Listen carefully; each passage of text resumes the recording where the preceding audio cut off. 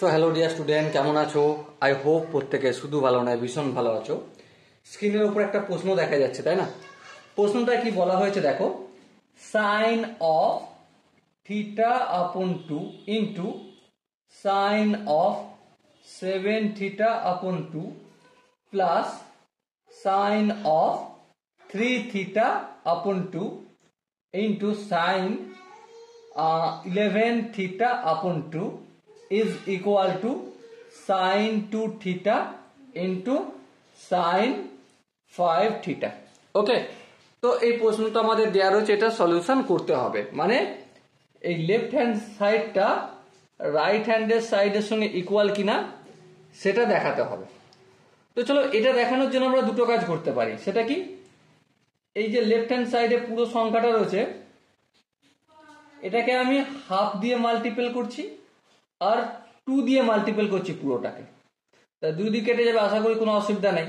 তাহলে 2 into sine of theta আপন 2 into sine of 7 theta আপন 2।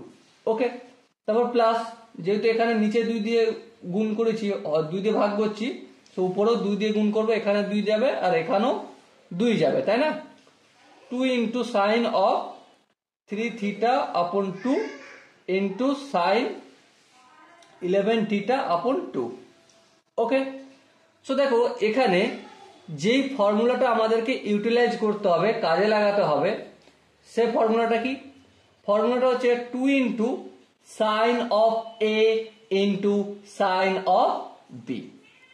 So sin of A into sin of B is equal to cos of A minus B minus cos of A plus B.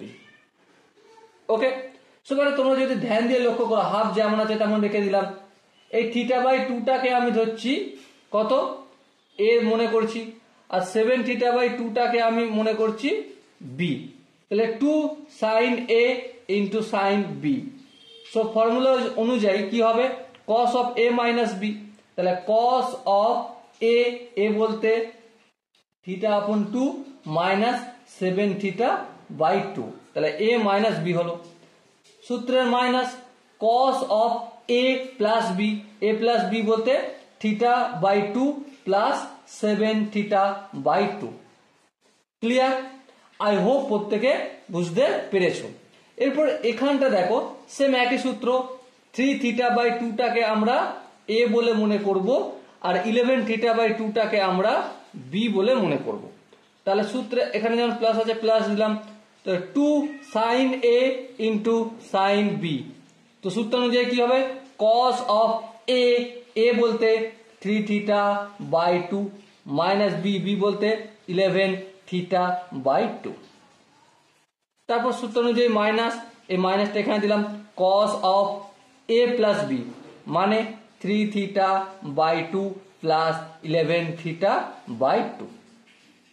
Okay, I hope প্রত্যেকে এখান পর্যন্ত বুঝতে পেরেছো। Next স্টেপে দেখো, ফটাফট করে, যেমন হাফ আছে হাফ রাখলাম। এখানে দেখো cos অফ থিটা বাই 2 থেকে মাইনাস 7 থিটা বাই 2, এখানটা যদি ক্যালকুলেশন করি তো কি হবে, অবভিয়াসলি যে কেউ বলতে পারবে cos of minus 6 theta by 2। Clear? এবারে এখানটা দেখো minus cos of theta by 2 এর সঙ্গে যদি যোগ করি 7 থিটা বাই 2, আই হোপ তোমরা রাফ একটু করে নেবে নিজেদের ক্যালকুলেশনের সুবিধার জন্য, কত হবে 8 থিটা বাই 2।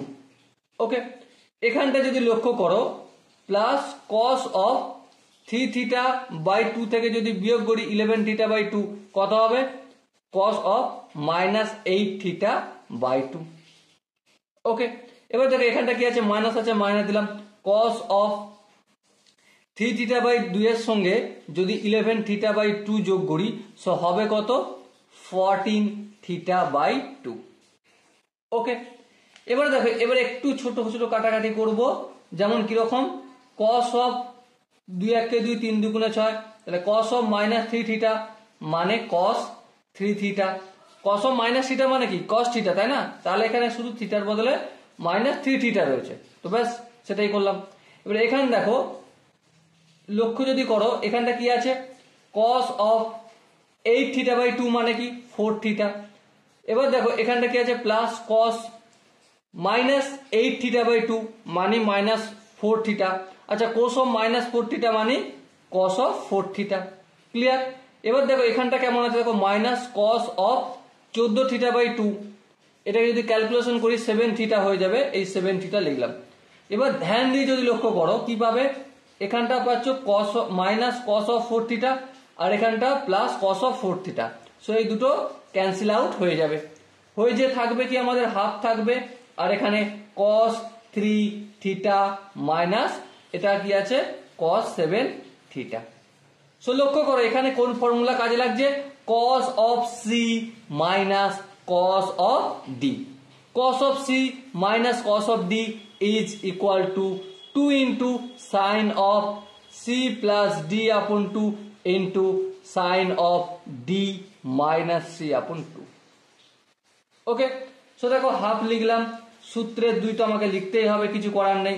তারপর সাইন লিখলাম c plus d 3 theta plus 7 theta 10 theta, সেটাকে 2 দিয়ে ভাগ করলে 5 থিটা হবে, into sign d minus c 7 theta থেকে 3 থিটা বিয়োগ করলে 4 থিটা, সেটাকে 2 দিয়ে ভাগ করলে 2 থিটা হবে। ওকে, এবার দেখো নিচের 2 উপরে 2 কেটে গেল, সো আলটিমেট কি হলো, sine of 5 theta into sine of 2 theta. আর এটাই আমাদের রাইট হ্যান্ড সাইড ছিল, প্রমাণিত হলো। ওকে, আই হোপ তোমরা প্রত্যেকে এই কোশ্চেনের যে কনসেপ্ট সেটা বুঝতে পেরেছো। যদি কনসেপ্ট কোনো জায়গায় বুঝতে অসুবিধা থাকে, কনফিউশন থাকে, তাহলে ছোট্ট একটা কাজ করতে হবে। কি কাজ? কমেন্ট সেকশনে অবশ্যই জানাতে হবে। আর দেখা হচ্ছে নেক্সট ভিডিওতে, ততক্ষণ পর্যন্ত ভালো থেকো, সুস্থ থেকো এবং জয় হিন্দ।